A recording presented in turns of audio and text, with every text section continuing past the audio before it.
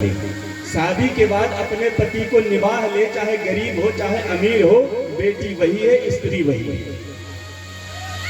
अब विवाह होके जब कन्या घर आई तो पति की दशा बहुत खराब थी। एक टाइम भोजन करने का भी उसके पास कुछ भी व्यवस्था नहीं थी।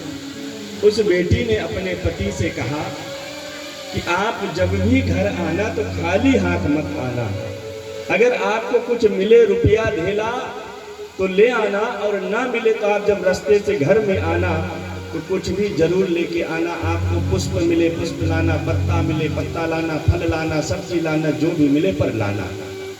वो पति प्रतिदिन लेकर घर आता था और धीरे धीरे भगवान की कृपा से घर की लक्ष्मी बढ़ने लगी, भोजन करने की व्यवस्था जुटने लगी।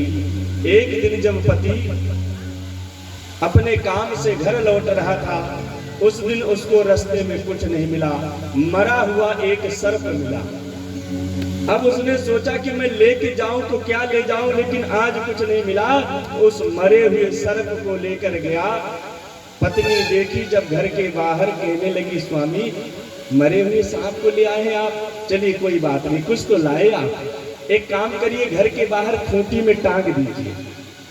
बड़े ध्यान से सुनना इसका जीवन का महत्व। उसने कहा एक काम करिए, घर के बाहर खूंटी में टांग दीजिए। पति ने घर के बाहर खूंटी में टांगा, घर के अंदर गया, हाथ मुंह धोया और आराम करने लगा। उसी समय गरुड़ राज पक्षी जो है, एक सोने का हार अपने पांव में दबा के भ्रमण कर रहे थे।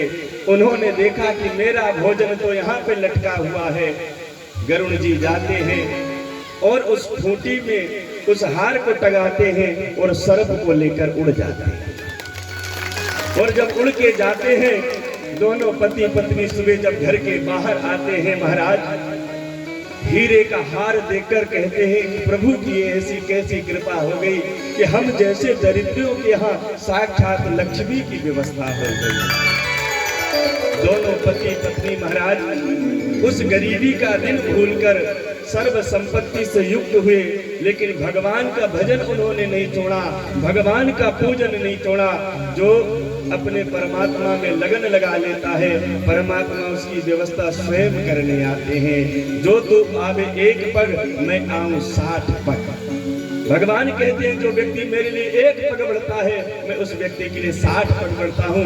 आज मैं धर्मेंद्र धारिया को धन्यवाद देता हूँ इस व्यासपीठ से कि उसने अपने मन को